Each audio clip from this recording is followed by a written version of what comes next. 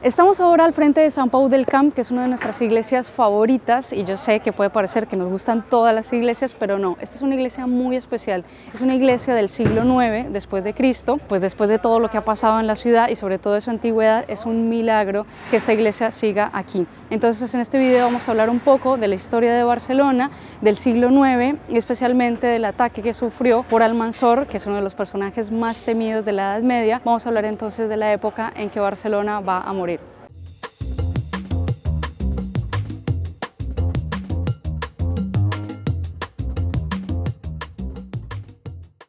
La iglesia de Sant Pau del Camp está ubicada en el centro histórico de la ciudad, de hecho está en pleno corazón del Raval, aunque en esta época originalmente la iglesia estaba a las afueras de la ciudad, incluso afuera de las murallas, de ahí el nombre Sant Pau del Camp, porque estaba en un campo abierto de camino a la montaña de Montjuïc. Como nombramos antes, es una de las iglesias más antiguas de la ciudad. Yo incluso me voy a emocionar un poco y voy a decir que Sant Pau del Camp es la iglesia más antigua de Barcelona. Pero bueno, una cosa que sí tenemos seguro es que es la única iglesia románica de Barcelona y como este estilo es bien particular, pues vamos a tratar de explicarlo un poco, porque bueno, a veces la gente reconoce el gótico, el barroco, el clásico, pero el románico es el gran desconocido de los estilos arquitectónicos. Y el término ya como que nos da mucha información, porque el término románico se parece mucho a romano, románico, romano, no, románico, romano. Por eso se dice que es un poco una arquitectura que desciende de la arquitectura romana. De hecho, bueno, por eso la podríamos ubicar un poco en la Edad Media. La podemos ubicar justo después de la arquitectura clásica, pero antes de la gótica, aunque en un punto pues llegan un poco a convivir estas dos arquitecturas. En la época en la que se acuña el término, pues se tenía como una valoración un poco peyorativa del románico, se pensaba pues que era como una especie de degeneración de este estilo. Nosotros no vamos a entrar en estas valoraciones, pero una cosa que sí es seguro es que el románico toma prestados muchas de las formas de la arquitectura clásica romana. Y un poco el problema al final de todo, de los estilos en general, es que van cambiando mucho, dependen de la región donde se producen, dependen también de la época en la que se construyen las iglesias, por lo tanto pues no tenemos así como un estilo románico y además en este video pues no nos va a dar el tiempo para explicar cada una de las particularidades que tiene esta iglesia, que es muy interesante por cierto, pero un poco para que nos entendamos, el románico es el estilo que aparece en el billete de 10 euros. Lo reconocemos porque utiliza este arco que tiene una forma de semicírculo que se llama arco de medio punto, totalmente característica de la arquitectura romana, de hecho les encantaba este arco. Y luego en la base de la iglesia encontramos casi siempre una planta rectangular y simétrica. Básicamente utilizaban ángulos rectos que formaban cuadrados. Y es en estos detalles donde encontramos la riqueza del románico, porque por más de que estén tomando prestadas las formas de los romanos, es una arquitectura que se expresa principalmente en el templo, que es un espacio sacralizado. Por lo tanto, pues vamos a ver que todo lo de la arquitectura pues tiene un componente simbólico muy importante. De hecho, la planta cuadrada, pues cuadrado es 4 es todo lo terrenal. 4 estaciones, 4 elementos, 4 puntos cardinales, en cambio que la parte de arriba, que es una circunferencia, esto representa la bóveda celeste, que vendría a ser entonces todo lo divino. Vamos a ver entonces que de esta manera el templo románico es una unión simbólica entre lo terrenal y lo divino. Volvamos entonces a Sant Pau del Camp, porque ahora estamos al frente de la iglesia que junto a una sala capitular y la zona del claustro es lo único que nos queda de todo el monasterio benedictino que antes había en esta zona.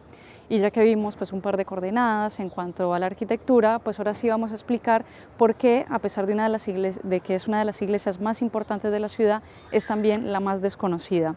Y para esto vamos a tener que viajar entonces al siglo IX, al momento de esplendor de Sant Pau del Camp y ver entonces qué estaba pasando en Barcelona en esta época. Un poco para saber en qué siglo estamos, tengamos en cuenta que la fundación de Barcelona es en el siglo I a.C., empieza siendo una pequeña colonia romana, que por cierto tenemos un video sobre esta cuestión, es el video que menos visualizaciones tiene en nuestro canal, entonces vayan y le dan un poco de cariño a este video, por favor, porque bueno, después de la época de los romanos, tenemos la caída del Imperio Romano. En este periodo entonces Barcelona va a ser parte del dominio de lo que sería el reino visigodo. Incluso Barcelona llega a ser capital del reino visigodo. Lo que pasa es que los visigodos eran un poco desastre, siendo sincera, se la pasan peleando entre ellos. Por eso vamos a ver que en el siglo VIII los musulmanes aprovechan un poco esta situación y es en este momento cuando entran e invaden la península. Se lo tomaron muy en serio invadieron casi toda la península. De hecho, no sé si notaron en el mapa, pero Barcelona también hizo parte del dominio del califato omeya. Parece ser que la ciudad fue conquistada de manera pacífica entre el 717 y el 718 y continúa bajo este dominio durante unos 80 años. Esta ocupación en realidad fue muy corta, o sea, 80 años es casi nada en términos históricos, porque si nosotros acá teníamos todo este lío en la península, buena parte de Europa en esta época estaba siendo dominada por los francos, bajo el liderazgo de un personaje histórico que seguro han escuchado, que era Carlomagno. Este señor había reunido mucho poder hasta el punto que había sido proclamado emperador del Imperio Carolingio, que va a ser pues como un pequeño proyecto personal en que Carlomagno quería restaurar la gloria del Imperio Romano.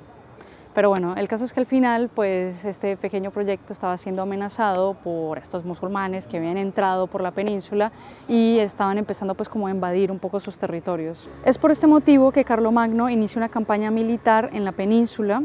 El plan era repeler la influencia musulmana más allá de los Pirineos y recuperar toda esta zona, las cuales iban a servir como una especie de colchón para asegurarse de que los musulmanes se quedaran en este lado del territorio. Mientras que en estas zonas que habían sido pues como recuperadas se van a establecer condados. Los condados son como pequeñas comarcas cristianas que al final estaban entonces dependiendo de los monarcas francos. Barcelona va a ser entonces uno de estos territorios porque en el 801 Ludovico Pío, hijo y sucesor de Carlomagno, va a venir a Barcelona, va a liberar la ciudad y va a fundar entonces uno de estos condados de la llamada Marca Hispánica. De ahí entonces Barcelona, ciudad condal. Barcelona empieza teniendo pues condes de origen franco, es decir, que eran designados, pero luego digamos que toda esta dinámica de los condes va a cambiar a partir de Wifredo el Velloso, que bueno, este señor empieza todo este proceso de independencia del condado y además va a fundar la primera dinastía que va a ser totalmente hereditaria. Y aquí sería interesantísimo hablar de este personaje que es muy importante de la ciudad, pero en este caso en particular teníamos que hablar de este conde porque es en torno a la dinastía de Wifredo que encontramos una de las principales pistas en torno a la historia de Sant Pau del Camp. Ya llegamos por fin a la iglesia, porque su hijo, Wilfredo II, que vendría a ser el siguiente conde de Barcelona, es la persona a la que se le atribuye la fundación del monasterio. Y también parece ser que es en esta época cuando se empieza la construcción de la iglesia y es la época también en la que se establece la comunidad de monjes benedictinos. Además, en el monasterio fue encontrada la lápida de lo que sería la tumba de Wilfredo II, que esta sería entonces nuestra segunda pista, porque a partir de aquí pues han habido muchas especulaciones que creen que pues para que el conde de Barcelona estuviera enterrado justo aquí, pues este va a ser entonces el momento de apogeo de Sant Pau del Camp. La mala noticia es que al final pues este apogeo le va a durar muy poco a Sant Pau del Camp porque va a ser también en este siglo cuando la ciudad de Barcelona pues viva uno de sus ataques más devastadores y parece ser entonces que en este momento Sant Pau del Camp va a ser también uno de los primeros lugares en ser atacados. Entonces, nos habíamos quedado en que Barcelona la habían liberado los francos, se habían establecido estos condados, pero no piensen ustedes entonces que los musulmanes dijeron ¡ay, qué pena, perdimos la ciudad de Barcelona! No, de ninguna manera. Vamos a ver que el siglo IX es una verdadera pesadilla para Barcelona, aunque los musulmanes nunca llegan a ocupar nuevamente la ciudad, va a estar siempre en el punto de mira. Y resulta que ahora que se había fundado la nueva dinastía y la relación entre Barcelona y los francos se estaba enfriando, pues este se va a convertir entonces en el momento perfecto para un nuevo ataque. Y resulta además pues que durante todo este tiempo el nuevo caudillo del Al-Ándalus había estado esperando este momento y decide entonces ya atacar la ciudad. Pero ¿quién era entonces este caudillo? ¿Quién era Almanzor? Almanzor fue un político militar andalusí, canciller del Califato de Córdoba, que en muy poco tiempo logra controlar al pequeño califa Hisham II y termina prácticamente gobernando él. Pero Almanzor no es que sea recordado por su gobierno en la sombra, que también, pero es principalmente recordado por sus razias, que eran ataques muy rápidos y sorpresa que Almanzor hacía en diferentes ciudades cristianas. Almanzor fue básicamente el azote de los cristianos de la época, se dice que acabó con Santiago de Compostela, con León, con Pamplona. Bueno, los cristianos básicamente le tenían más miedo a Almanzor que a la misma muerte. Esto, claro, desde su punto de vista, porque si uno ve las fuentes de los musulmanes, pues dicen que este señor fue el que puso al califato, pues digamos, a la altura de las potencias del Mediterráneo de la época. Pero en fin, Barcelona se había estado salvando de estas razias, de estos ataques de Almanzor, porque tenía el apoyo de los monarcas francos, pero ya que esta situación había cambiado, pues entonces ahora Almanzor se decide atacar. Sabemos por las crónicas de la época que Almanzor sale de Córdoba el 5 de mayo del 985. Viendo que el ataque era ya totalmente inminente, la ciudad de Barcelona va a reunir un ejército liderado por el ahora conde de Barcelona y nieto de Wifredo II, Burrell II. El cual sale al encuentro de Almanzor, mientras que el resto de la población pues no tiene opción más que resguardarse en la ciudad amurallada. Los ejércitos al final van a ser derrotados, no por nada Almanzor significa el victorioso, por lo tanto pues al final Almanzor se termina plantando al frente de la ciudad, de las murallas, y se dice además que para la ciudad tenía guardada una técnica mucho más persuasiva.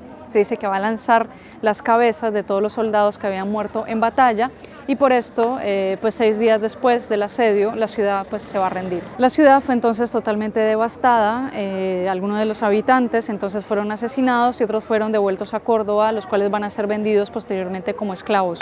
De hecho, pues todas estas razias no tenían el objetivo de quedarse finalmente en la ciudad, sino que estaban más detrás del saqueo de la misma.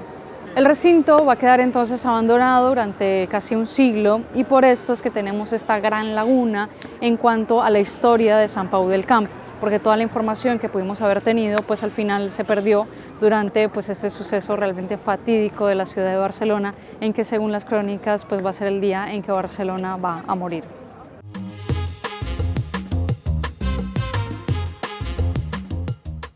El monasterio va a seguir sufriendo ataques casi hasta el siglo XX, por eso al comienzo del video dijimos que es prácticamente un milagro que después de tantos años, tantos problemas, pues todavía sigue aquí entonces esta iglesia. Esa era entonces la historia de Almanzor y Sant Pau del Camp. Esperamos que les haya gustado. Si les gustó, dejen un like, dejen un comentario, porque bueno, ahora están saliendo los niños, esto aquí se está como descontrolando, entonces lo vamos a dejar hasta aquí, amigos. Un saludo y hasta la próxima.